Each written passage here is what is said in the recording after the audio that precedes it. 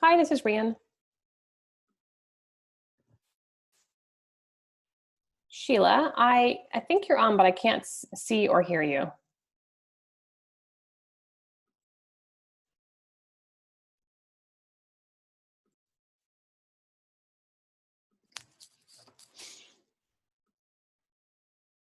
Hi, Sheila, it's Rhian.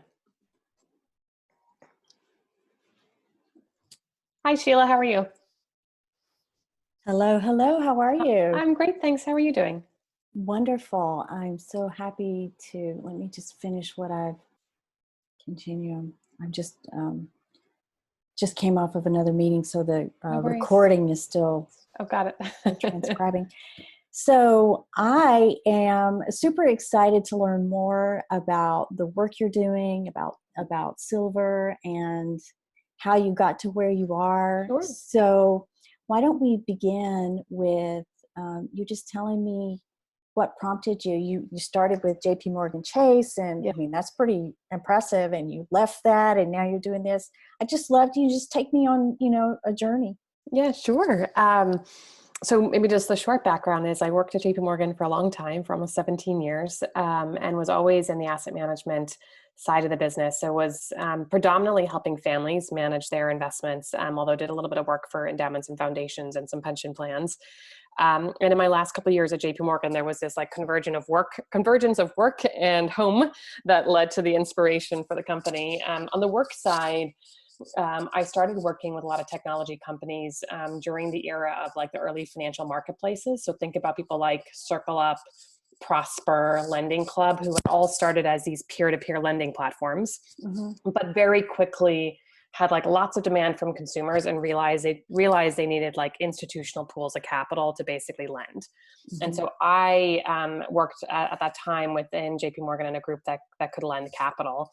But what I fell in love with in the meetings, I was there to kind of basically be a provider of capital, but what I fell in love with was this amazing design. And so this was for the first time in my career, I was seeing how technology was being used to make financial instruments so much easier for the average consumer to understand. And so today, and we'll talk a lot about this for the company, but UX, user design, is like at the heart of what we do. And it was my first intro into seeing how you could take what were perceived as complicated financial instruments and really like help the average consumer understand them. It really inspired one of our core values of the company, which is how can we be human in a world that sees numbers? And that actually is like, and I'm looking here because I am not where I normally am today. So I'm looking to see whether I have the book with me, and it looks like I don't, but so that was happening on the work side, becoming really inspired by this technology. And at the same time, because I had worked in finance for a long time, I became that trusted child that used to talk to my parents about their own retirement. And for the greater course of a decade, we were having this conversation about when, and then a few years ago, the conversation shifted from when to how. And in that conversation, I found myself trying to learn a little bit more about Social Security. I had thought about it just as this, tax in my paycheck until that point in time. And I found myself buying an almost 400-page book on Social Security at Barnes and Noble. And I looked at this book before I even read it. I thought to myself, like, how can we possibly be setting the average American up for success if they need to navigate this book in order to make their most foundational, government benefit election? Have you looked at Medicare? Oh, well, Medicare tries to make it a little bit easier by sending Oh you a my 50-page gosh. summary, right? But this was like the beginning of this, oh my goodness, Yeah. this consumer is making the most complex set of health and wealth decisions of their life. The experiences that are being delivered to them are like 1980s meets like complicated like PhD math. And you're not setting the average person up for success. And so here, on one side of my brain, I was seeing all this amazing technology that was being designed for millennials. On the other side, I'm trying to help my parents. And as I started trying to find something for them, like I just could not find a modern digital company that was helping this demographic navigate. So you made one. So I became inspired to start the company. And look, at its heart, we're really focused on helping consumers in their 50s and 60s. Our goal through the app Silver is to really power your next act. I think about the word retirement as being kind of outdated, right? I do Retirement too. still today kind of means like stopping doing things. And I think about our consumers who are in their 50s. So by the way, our consumers average age 58, 50% female, which I'm really excited about. So I think we've built a really inclusive design. Um, we think about them starting new things rather than ending, right? So they're Right. starting new jobs, starting new businesses, moving somewhere new, like all these new things. But this consumer is also making arguably the most significant financial and health decisions of their life. Many of these decisions can't be undone. And what we find is that this consumer really is still relegated to like a 1980s experience, which is you go talk to a financial advisor, a lawyer, an accountant, Medicare supplement agent, you go on the Social Security website. And what we saw through this experience was this consumer was feeling a lot of anxiety. They were afraid of running, a significant number afraid of running out of money in retirement. And importantly, what we couldn't find was this either human or digital platform that actually holistically brought all these decisions together. So what we found was this consumer on, again, these like on these highly consequential decisions was having to act as the general practitioner. They had lots of specialists helping them answer a piece of the equation. But I think about, you go to the doctor and, the doctor helps you think about it, like, is that a good cocktail? Like, do the medicines work together? And Mm-hmm. as you know, like that decision of when to retire and when to take Social Security, like they're intertwined. Mm-hmm. Like that decision of whether to work part-time and take healthcare, get healthcare, be on a company plan, or enroll in Medicare straight away. Like all those decisions are really intertwined. And what we found was the consumer was being left to navigate these intersections. And that's like at the heart of Silver. Our goal is the human in a world that sees numbers. Like, let's demystify and empower the consumer. Let's give you confidence about your next act. And importantly, give you a roadmap that gives you confidence that your money is going to last your lifetime. And that is a very scary thought for a lot of people who are over the age of 50, because especially with this last year, the hardest impacted by job loss have been those over 55, as well as those 16 to 24. So those mostly due to part-time jobs. But, we're focused right now in this conversation for the older segment of the population. So, and I've read some data that suggests that a large percentage of people as they age are going to be destitute. They're not going to have the money because they haven't been able to create the savings Yeah. and the So, foundation. so the demographic that we're focused on at Silver. So I really think about, maybe there's like three demographics of this in this age group. And this is all, let's talk about wealth demographics rather than like the psychographics. But on the Okay. wealth side, you have the extremes, which is like the 1% who don't worry about that they will outlive their money. So, Right. and they've got private bankers and all sorts of people helping them. Mm-hmm. You then have a cohort, which is probably 50% of Americans, which will be fully subsidized by the government during retirement. Mm-hmm. We're focused on like the group in between, that 40 or 50% that has saved something. Maybe they bought a house in the 80s. They've been putting money aside for retirement, but their greatest fear is that they're going to run out of money in retirement. They want to remain financially independent, but they don't have the tools right now to do that. And so at the heart of our app is a free retirement plan, which I think the most valuable insight we give from that plan is we give each customer what we call a retirement score. Mm-hmm. And you can think about that score as being equivalent to like the credit score for a millennial, which is the one number that really matters.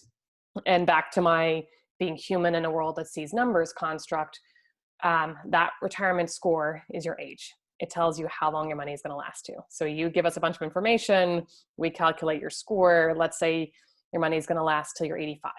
Mm-hmm. Now, if you have longevity on your side, you might see that as a bad number. I might see that as a good number, depending on what my own personal assessment of health and longevity. But then what we help our customers see are the steps that they can take to make their money last longer.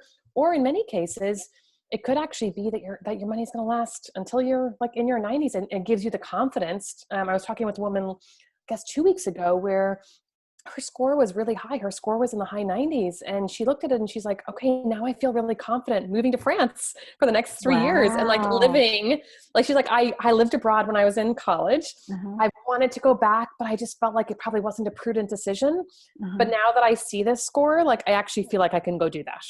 Gotcha. And so for some people, it's like giving them that confidence to like let go a little bit and really pursue their dreams. For Mhm. others, it might be a reality check, which is, that construct of like retiring when you're 62 isn't going to work for you. Maybe you need to work till you're 65 and then have part-time work until you're 70, Mhm. and like give these action steps that are really, that we think are more achievable than like change your asset allocation. Because I think the market today is all about like, well, here's how to invest your money. And I think, the discussion in America today around retirement has to be more than just your money. It has to be about, how you're thinking about that gliding into retirement from a work perspective, how you navigate your government benefits. If you're married, how you make those decisions jointly. So you think about both partners. And those we think about as like the real human decisions that can actually, part-time work can have a significant impact on your retirement score. When you elect Social Security, that can impact your score pretty significantly. Mhm. And so for Forbes, I write in the diversity and inclusion channel, but my area of focus is primarily on age and aging in the Mm-hmm. workforce. And I know I've been writing now and researching for them for almost 2 years. I know that employment opportunities for those over 55 are slim to none. It is so hard, especially if they've been made redundant, to get back into an organization. Many older people are choosing to start their own businesses, which then require a portion of the wealth that they've saved up. And so how does, what do you see that role playing? Yeah, so I think there's a couple things at play there. The first is there's this element of like retraining and understanding, what the employment market looks like today. And I think about my own children. So I have a 6-year-old and an 8-year-old. And, last night with my 8-year-old, we did an hour of coding, right? Like you Mhm. and I never did coding when we were 8 years old, probably. And so not that Americans in their 50s and 60s have to learn how to code, but I think there's this like new set of skills that are out there, and being aware of what those Mhm. skills are and thinking about the places where you may want to retrain. I do think that there are interesting opportunities that have emerged actually in this tech economy. And I think that there are winners and losers when it comes to COVID. So I think about, yeah, pre-COVID, one of the stats I thought was fascinating was that women in their 50s and 60s were the most successful hosts on Airbnb. Mhm. And so it's, as you say, it's taking an asset that you have. It's not necessarily taking money out of it. Maybe you've got to put a little bit in to become a host, but you're really Mhm. thinking about this space that have. Maybe you had children and they're in Mhm. college and you have empty rooms. Mhm. And so I think about like hospitality and how this generation has that ability to really think about their home as an asset. Definitely, it's a little more challenging. Like you probably don't want people coming in every single week right Mhm. now during COVID, but you can imagine a world where you're thinking about longer term leases. Mhm. Um, I know my own children in the early days of COVID started taking a lot of online classes through a platform called OutSchool. And they were desperately seeking retired teachers to join their Mhm. platform. Mhm. And, I think I looked at OutSchool, and I could see the passion on both sides of the screen. I could see these retired science teachers being like, just loving, having, 6 to 8 children online doing science Wow, experiments. And I saw what my so kids were cool. getting out of it too. Mhm. And I think, and I can track it down for you, but I want to say that that on average teachers were making $40 an hour on OutSchool. That's So I cool. think, look, it's what I would say is that you have to look for these opportunities. You've got to think about, like, if you're going to now start teaching online, you're going to have to learn how to use these different tools. And so Mhm. I do think that the first step is this recognition that the workforce has really evolved Mhm. and that the jobs were available. And I'm just going to say pre-COVID, because I think a lot of it is not just age, it's COVID, right? The Mhm. jobs that were available pre-COVID are different than the jobs that are available post-COVID. What are the skills that need to be learned? And then, how do you do it on your own terms? And that's where I think, there's obviously questions around, total benefits when you think about like, I think about the Ubers of the world. Like I find I split my time between New York and Long Island. When I get out of the New York City area, most of my Uber drivers are in their 50s and 60s. And I think the question there, and like I don't know the specific facts on total compensation for Uber drivers, but what I have found is it's a certain segment of Uber drivers where this is that money that allows them to like live their best retirement, meaning they're doing it 2 or 3 afternoons a week. So it's not that they're doing it, it's not that it's survival. This is I want to be able to do something a couple days a week. That cash that I'm earning is allowing me to take my grandchildren to Disney or to buy the Christmas gifts this year. It's like quality of life. And so I think that's what I get excited about, is like how this new set of job opportunities can actually lead to these quality of life improvements if you're able to kind of retool. So what year was it that you launched Silver? So we launched the app this past spring, so in April, and we've had about 70,000 baby boomers download the app since we launched. We've been building the technology for a couple of years. So I talked a little bit about the retirement score. Underneath the hood, there's over 3,000 data points that we're using to basically build the projections to help us estimate how long our customers' money is going to last in retirement. And so building out that software, we were working on that for a couple of years beforehand. So I'm curious, you're using the language baby boomers, but the Gen Xers are getting ready to age right into your target demographic. So for what reason? I'm just curious why you're using the labels instead of just stating the age range. So look, I think about it as Americans in their 50s and 60s. So there's a little bit of Gen X in there and baby boomers. But I think the reason that we've focused in specific on a demographic is we want people to know when they get here that this app was like designed for them. I think if you include all of Gen X, there's a different set of decisions that like the younger cohort of Gen X is making. And so what we really wanted to build was this experience that was very much of this set of decisions you're making. So, you're in your 50s, you are starting to navigate Medicare, you're starting to think about what your retirement budget looks like, you're thinking about, might you move? You're trying to understand what Social Security benefits look like. You might be divorced and you're figuring out your divorce benefits. Like, these are decisions that you wouldn't expect to see in an app at a level of precision that you wouldn't expect to see. Definitely in an app for millennials and probably not in an app for Gen X. And so the mind shift changes, like mid 50s. And that's really kind of where we're positioned. Yeah. And that makes sense to me that you specifically state the age range versus using, a generational label. And because you've mentioned baby boomers, I just was trying to get clarification on that. No, and I do that I do that because I think a lot of people talk about the over 50 cohort as one big demographic.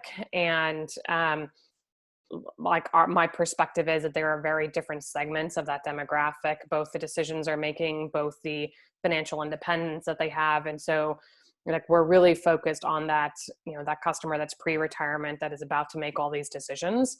We're not focused on the 75, 80-year-old. At some point, our customers will become 75 and 80, and you would expect that our app will expand to meet those needs. But the starting point is, that pre-retirement journey that this customer is on. But pre-retirement, and you're sharpening your pencil, right? You all of a sudden, you really care about what your Social Security benefit's going to look like. So if this app is a free app, and so then what is your business model? Do you have additional consulting? So we have two things. So in the new year, we're going to be launching a subscription. So we'll have a bunch of added value calculators and content that customers will be able to access so they can pay for on a monthly basis. We also have a retirement store. And the idea is that in the retirement store are this new series of products and services that you're going to need as you navigate this next step. So for example, this enrollment season, we partnered with eHealth to help our customers, whether they were pre-Medicare to navigate ACA plans. Maybe they've left a company and they're in the open enrollment plans, or they're navigating Medicare for the first time or for the 10th time so that they could do that. And so we have a series of partners that range from, healthcare to home insurance to wills. Importantly, within that retirement store, we really help our customers connect the dots to the decisions that they're making in that store with their retirement score. So for example, your choice of a Medicare plan could impact your retirement score. Depending on what you're paying, it could add 6 to 12 months to your score. Your home insurance, what you're paying, savings from your home insurance could add 6 months onto your retirement score. So really, like, I think about your score having like the big life decisions. So when do I retire? When do I elect Social Security? How much do I spend in retirement? But we also have decisions we make every day that also impact our score. And so we're really trying to help our customers with both sides of that equation. So talk to me a little bit about what you expect with the new Biden presidency, and how that's going to impact both your work and the wealth of 50 and beyond. Yeah. So I would say, So the starting point I would say is that the good news is that we've seen bipartisan support around the need to rethink what retirement in America looks like. The difference from a partisan perspective is in the implementation. But I think as a company, what I get excited to see is that for the last few years, we've continued to see policy coming out of Washington that recognizes that, we're in a post-pension world. Our customers are living longer, and we have to really rethink, a number of things like drug prices, support for caregivers, et cetera. If I look specifically at Biden's plan, a couple things that come to mind that I think are really interesting and I think different. So the first has been his focus on caregivers, and that particularly for women, I think is particularly important. One of the things that we see with Social Security is that women are earning, I think it's 20% less. Let me just make sure I've got the right number. So women are earning 20% less in Social Security benefits than men. And women are also 12 times more likely to receive widower benefits than men. The women earning less in Social Security is frankly two items at play. One is the lifelong earnings being lower, unfortunately. But the second thing that really comes out is that a lot of women in their 50s and 60s leave the workforce early to take care of their parents. And when you look at the support for caregivers today, there just really hasn't been this recognition of the financial burden that is being placed on caregivers. So what I get really excited about with the Biden presidency is two items around caregiving. The first is an explicit tax relief. Now the tax relief is $5,000, which frankly is just the start. So it's a kind of a bite out of the apple and isn't going to change things completely. The thing that I get most excited about is his plan to allow caregivers to continue to contribute to retirement savings accounts. So as you might know, typically contribution to retirement savings accounts are predicated on actually having like W-2 income. So if you're a caregiver and you're taking care of mom and dad, they probably don't have you on payroll. But the Biden plan allows caregivers to contribute to their retirement savings accounts and importantly, take advantage of the catch-up contributions that are available starting in your 50s. So that I think is really good news to see, and look forward to seeing that being pushed through. The second thing I see from Biden is this focus on providing relief to Americans that decide to stay in the workforce. So one of the examples there is that the Earned Income Tax Credit, so the EITC, currently is capped out at the age of 65.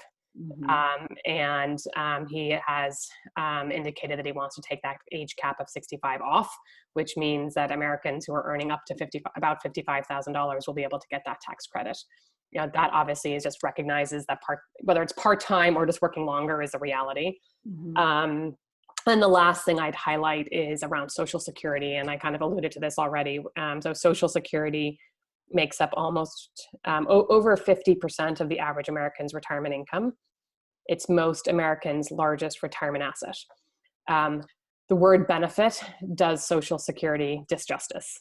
This is not a throwaway benefit. This is your largest retirement asset. But the reality is that women in particular lose out, whether it's the lower benefits or it's the a higher dependence on survivor benefits. And so a couple things that Biden is really focused on. The first is ensuring that for those that actually live into their 90s, that they're actually getting an additional bump on Social Security later in life to potentially help them cover health expenses later in life. The second thing is to actually give surviving spouses a boost in their Social Security benefits. As you might be aware, when your spouse, if you're married and your spouse dies, pre-spouse dying, each individual had a benefit. When your spouse dies, you get the higher of your benefit or your spouse's benefit. But what that ultimately means is that you're basically seeing your benefits, your joint benefits being reduced anywhere from 1/3 to 50%. And the reality is that your expenses aren't dropping 1/3 to 50%. And so I think that in particular for women will be good when you see women generally outliving their partner. Seeing a boost in survivor benefits, I think, will be really important to addressing kind of this financial strain that we're leaving to women, particularly in their 80s and 90s.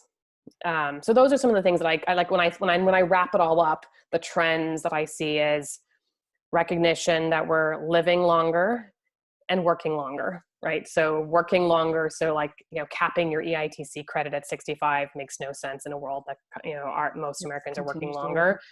Living longer, we need to make sure that we are giving enough resources to Americans in their late 80s and 90s to be able to cover what we know are the significant increases in spending later in life. So I know that you're not really focused on the millennial, but a lot of the younger generations question whether they'll even have this retirement asset. What do you say to that? Yeah, so I'd say so. Biden has the number one statement in his plan, and I'm going to pull it up for you just to read it so I get it correct. Is, let me just tell you right now. Sorry.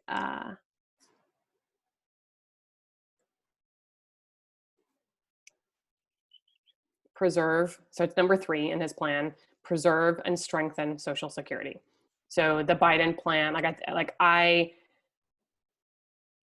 the Biden plan very much says, we understand that the Social Security Trust Fund at present is expected to be exhausted in 2035, and we have to put Social Security on a path to long run solvency. So what I think is going to change. So let me just pull up really quickly for you what the security caps are. So there's a couple things that have been going on over the last few years that I think we should expect to continue to see happening, that put Social Security on a path towards more solvency. The first is that year after year, we've seen the maximal taxable earnings each year capped being increased. So what you may be aware is that if you earn over a certain percent, that's a certain percentage of your, Social Security taxes only up to a certain dollar amount. So in 2020, Social Security taxed up to your first $137,000. 5 years ago, they were taxing up to $118,000.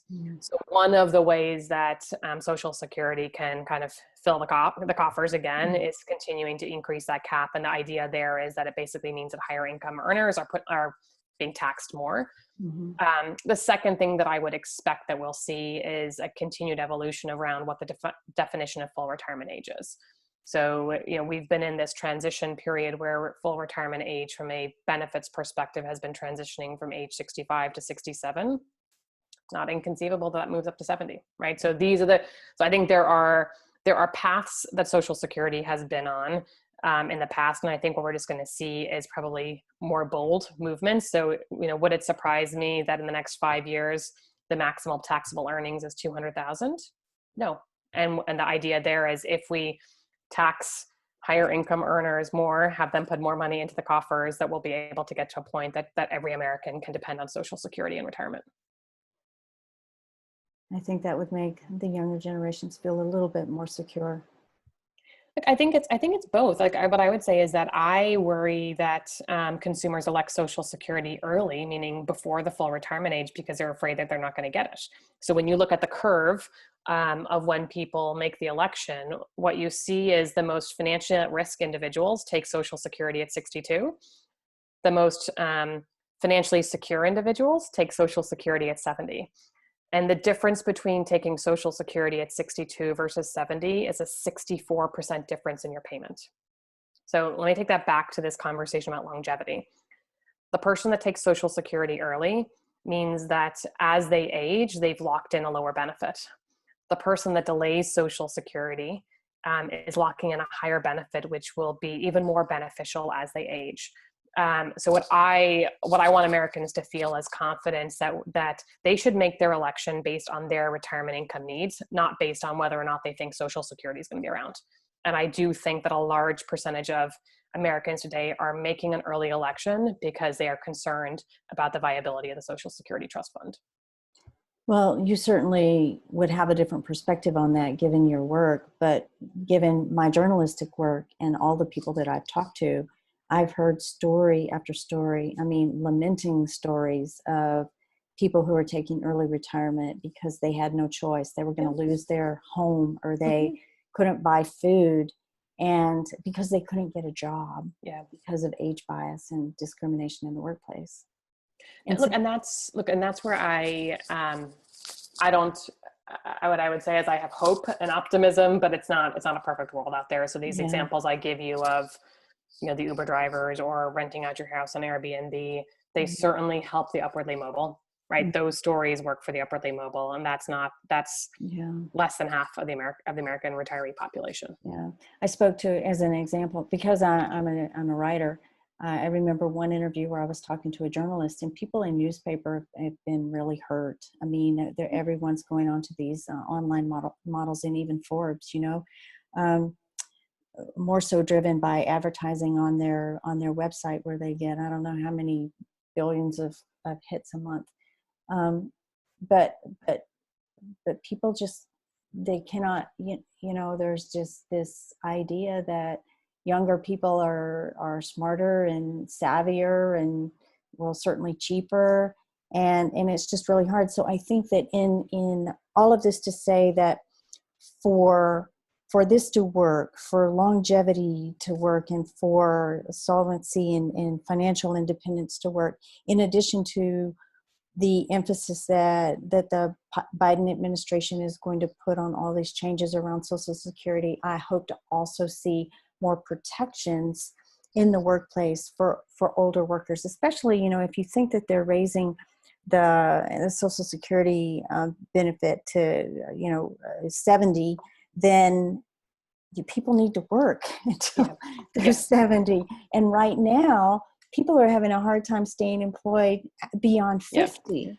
Yeah, no, and but I think this is where like workplace retraining becomes important. Like even myself, I went through a retraining when I left JP Morgan. Mm-hmm. Like I knew that in order to, build a new company, a new tech company, which I had no background in, that I needed to take a series of classes around technology to equip myself to build this new company. And not that it all has to be about technology, but I do think that there is this opportunity for corporate America to really think about how do you retrain your employees for what the future economy looks like. And that, for individuals, that's something that individuals can do themselves, but it also can be part of like the corporate culture, which is in order to retain these employees, we have to give them the skill sets that are going to be needed for this kind of new economy that we're in.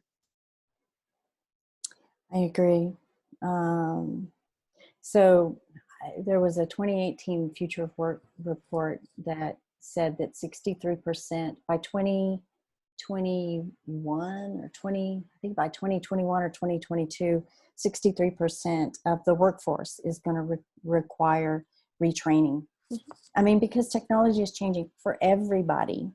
I had an interesting interview with Charlotte Japp, who created Circle Up, which I think is a different Circle Up than what you referenced earlier. But yeah, I think so. Circle Up is about pairing people from different generations into these mutual mentoring relationships.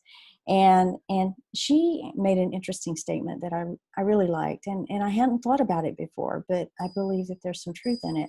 She said that she thought that one of the benefits from our COVID work environment is that it leveled the playing field, because it demonstrated that older people are technologically savvy enough to get on a Zoom call and to operate a Zoom call, and they understand Slack, and they can, follow Trello boards and all of this kind of stuff. And I like that idea. Yeah. And I believe that really all of us, everybody across the age spectrum, needs to understand the importance of staying technologically relevant, for Well, sure. there's no doubt that that COVID kind of, I'd say, ripped the Band-Aid off. It forced us to change our behavior. And so whether that was adoption of technology, I think one of the things that's super interesting that we see with our consumers is that they're spending less every month. And when you think about why are they spending less, it's for some obvious reasons, like they're not able to travel, they're not Mhm. paying for gas as much because they're not traveling into their offices.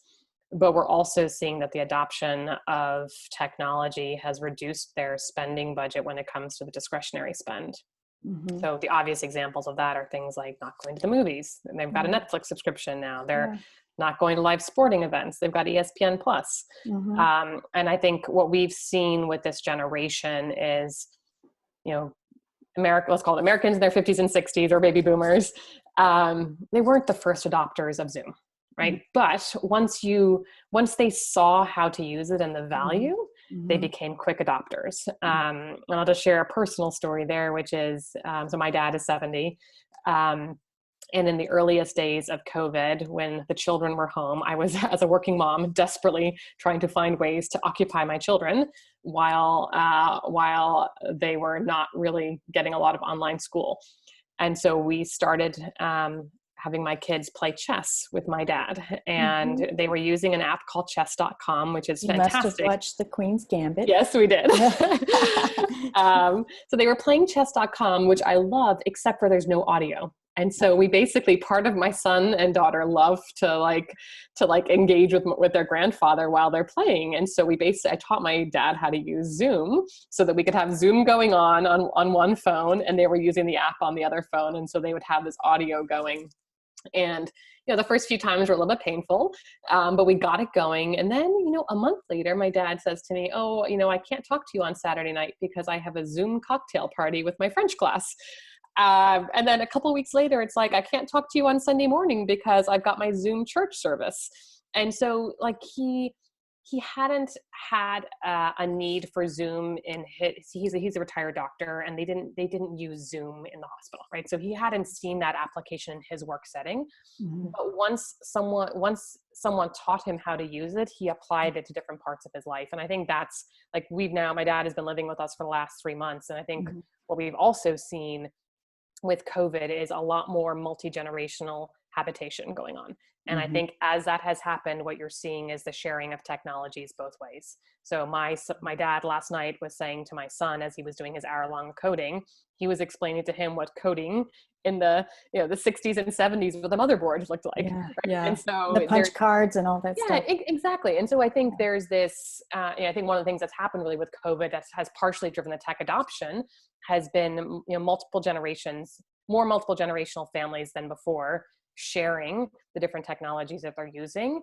And, each of those generations getting the opportunity to think about, well, how would I apply that towards my life? Hmm. Hmm. I love that you shared that personal story. I think that personal stories are so very powerful. And that's a beautiful example. My youngest son, who's 18, just had his freshman year of college, very much unlike any freshman year Yeah. of college that most of us have had. And he's at Texas Tech, which is about a 6-hour drive from us. We're in the hill country between Austin and San Antonio. And he is also big into chess.com. And we waited until he came home for the Thanksgiving holiday, and then we binge watched the Queen's Gambit in 2 nights. Yes. So it was a lot of fun.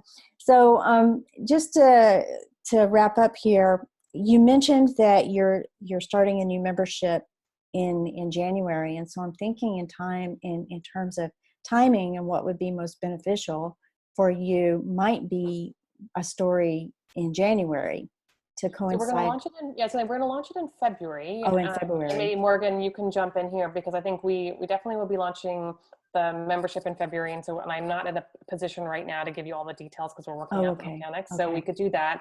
There was one other thing that is timely though that I wanted just to maybe bring up, which we haven't talked about, which is like the cost of healthcare and how it impacts retirement security. Yeah. Go ahead. And this is like, I think, timely right now because we've just passed the Medicare deadline, but a number of Americans are still, in that open enrollment period, particularly for the ACA plans. We did a study with Katie Couric recently. And so Mhm. Katie, I think about as this like iconic baby boomer who has really redefined, what her next act has looked like over and over and over again. And, she's had a long-standing focus on health and wellness, particularly because of some of the tragedies in her personal life around, family members who have passed away early from cancer. And one of, I think, the slightly concerning trends I'm seeing around the health system today is this focus on low premium plans. And I think when you dig into low premium plans, what you realize pretty quickly is that low premium does not necessarily mean low cost. So lower premiums are often being driven by higher deductibles or higher number of items that are not actually covered.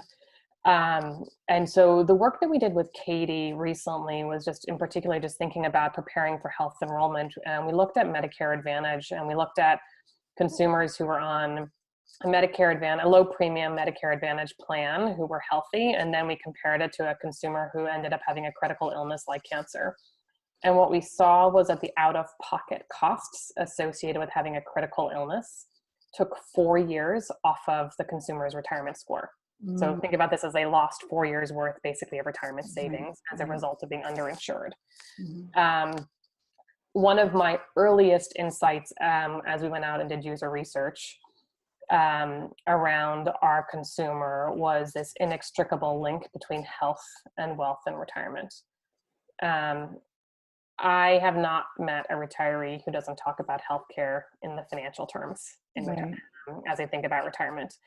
And that's, you've probably seen the data, but like the average American spends, couple spends $280,000 on healthcare over the course of retirement.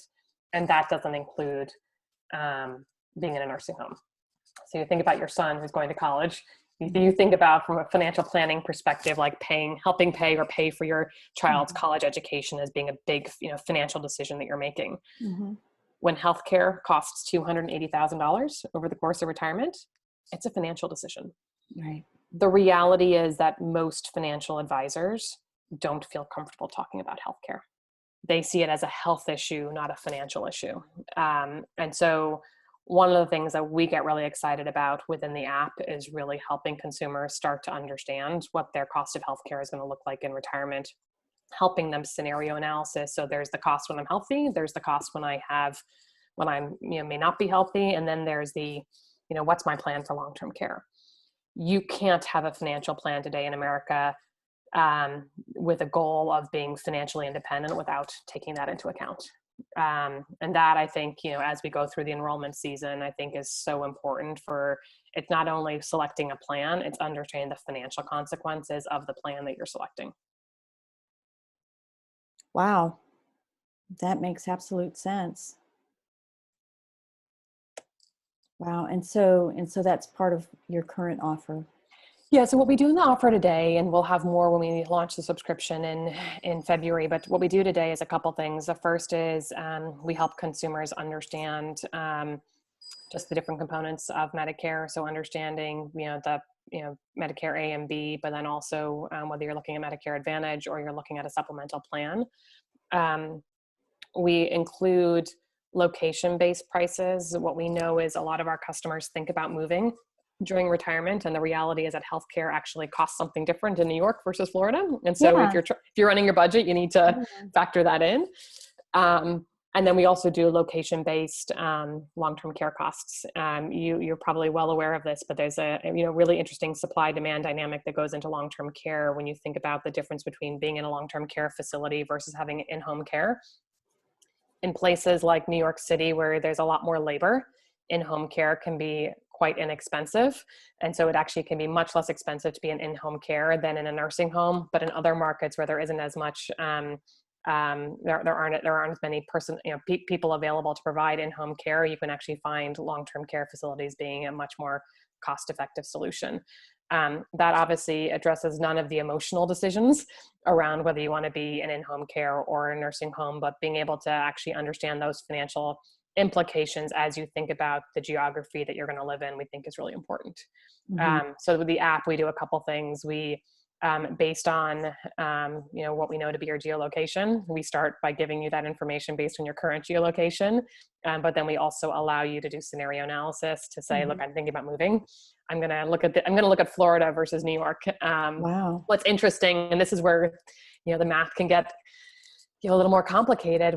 We've done some analysis recently on looking at retirement scores in Florida versus New York. And what's really interesting to see is that for certain of our customers, even though the healthcare costs are actually higher in Florida than they are in New York, the tax savings of being in Florida can outweigh the higher healthcare costs. And so you actually, even though your costs of healthcare are higher in Florida, the fact that you don't have any state tax can actually still be a lower cost environment to live in.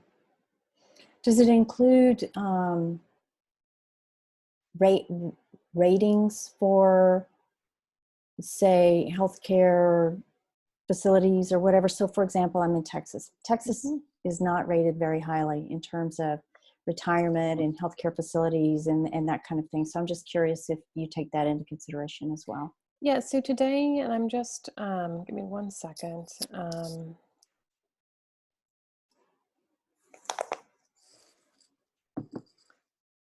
So we don't go as far as making recommendations on specific plans.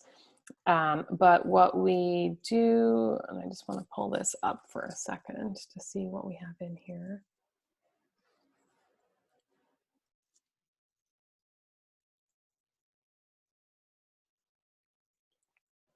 Or maybe not recommendations, but just rankings or sharing. Yeah. I was just trying to see actually whether our partner eHealth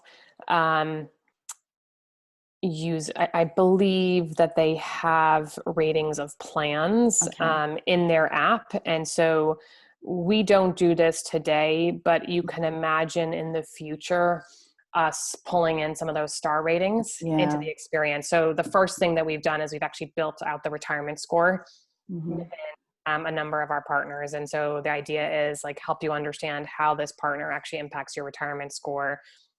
The second piece of like understanding, the partner ratings, I think is something that really also, particularly for consumers today, gives them confidence in the choices that they're making. And I think that, as we think about, what we're really trying to achieve for this customer is confidence and peace of mind is really important. What we know is this customer, it's impolite to talk about money at the dinner table, but people talk about retirement and a lot of the decisions they make at the dinner table and with friends. So it is very common for particularly women in their 60s to talk with their friends about some of the healthcare choices that they're making. And so I think about ratings as being part of that dynamic, which is, I don't need to know how much you've saved for retirement to still feel comfortable sharing, a tip I have on Medicare with you. And that we definitely see being important. Gotcha.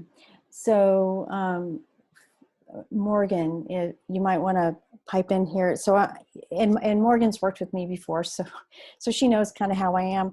So I'm thinking about, I really love this emphasis on the healthcare piece, but I really think that since kind of that window's closed for the majority of Americans, we kind of missed the boat on that. And to publish with that being emphasized right now would kind of look like, I just that's fair. It's a little, we've kind of missed. That's fair. Yep. But here's what I'm thinking. After the inauguration, I mean, we're going to be focused on a new administration. We're going to be focused on the implications of that. It's going to be kind of like right before you launch your membership.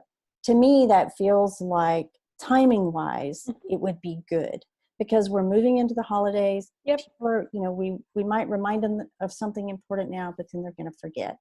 And does that sound reasonable for both of you? Yeah, absolutely. Barbie, feel free to jump in. Okay, good. Yeah, no, I agree with you, Sheila. I think those are good points. And I think people are generally more offline now or will be soon before the holiday. So that sounds great to me. Okay, good. Because to be honest, typically my December articles are not ones that I expect a lot of readership on. And so I would really want to reserve a good platform and a good opportunity for you to get the visibility you need because the work that you're doing is so important. Well, what And I would thank love you to for do that. is, and I don't know what your lead time is on articles. What I would love to do is connect. Just practically, we'll be launching the subscription the second half of February. Mhm. We're doing and we haven't talked a lot about this today, but we do a tremendous amount of user research before we, as we build products to really make sure that we're meeting the needs of our customers. And so we're in the midst of doing a lot of that research right now, and then we'll be refining what those capabilities will be in January. Mhm. So I would say that if we connect in the back half of January, I'll be able to Okay. give you a lot more details, and then we could give you the final details under embargo in Okay. those first That's week or fair. two of February. And so Sweet. I'll be able to give you pricing in early February under embargo, but we'll have really refined what that offer is Okay. in January. Okay. That sounds good. So then do you want to just maybe put something in the calendar to touch base so that we set Yeah. something up when Yeah. So you Morgan, do have? you want to just coordinate that? And to be honest, my calendar is pretty wide open right now in January. Okay. So we Yeah. can do something the Me week of the too. 18th or 25th to touch base. And then we can do another, if we come back to you with some final details, that first week of February, then we'll be in good shape. That sounds good. And what I can do is I can go ahead and transcribe today and kind of even start outlining and have extra questions for you that we can go through at that time. Sounds good. That's fantastic. And then, what I would also just say is, obviously, you spend a lot of your time really focusing on this space and this space and demographics. So if there's anything that we can ever be helpful with, Absolutely. would love to stay connected. Fantastic. I love it. Well, and Morgan, thank you so much. I want to just tell you, she gives me the best pitches. I get pitches all the time, but I know that when I get something from her, it's going to be perfect. So, Oh, good. thanks Great. again. Well, we're super excited to have Morgan as our partner. So Yeah, you're very fortunate. Good pick. great. Well, right. thanks, Sheila, for your time today. Appreciate it. Thanks to both. Okay. Happy holidays, and I'll Thank look you. forward to hearing from you in Thanks. January. All Bye. right, everybody. Bye.